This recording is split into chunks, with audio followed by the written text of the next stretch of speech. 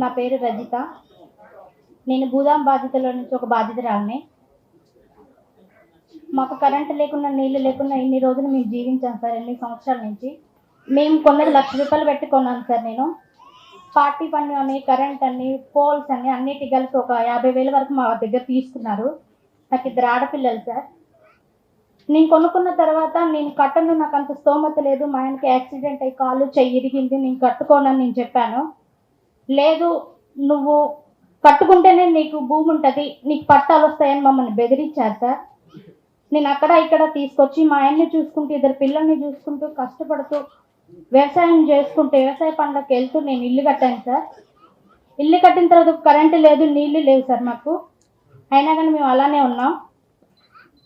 మా కష్టాన్ని గుర్తించి, మా పేదరికాన్ని గుర్తించి మాకు ఇందిరమ్మ ఇల్లు పంపిణీ చేసినందుకు మీకు పాదాభివందనాలు.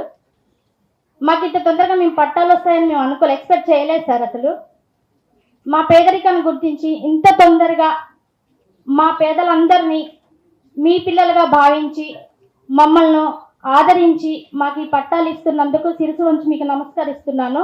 మా పిల్లల ఎడ్యుకేషన్ కూడా మీరు ఉద్దేశించి మీరు అనుకొని వాళ్ళకు కూడా ఎంతో కొంత వాళ్ళకి స్కూల్ కట్టడము ఏదో ఒకటి మీరు చేయాలని నేను కోరుకుంటున్నాను సార్.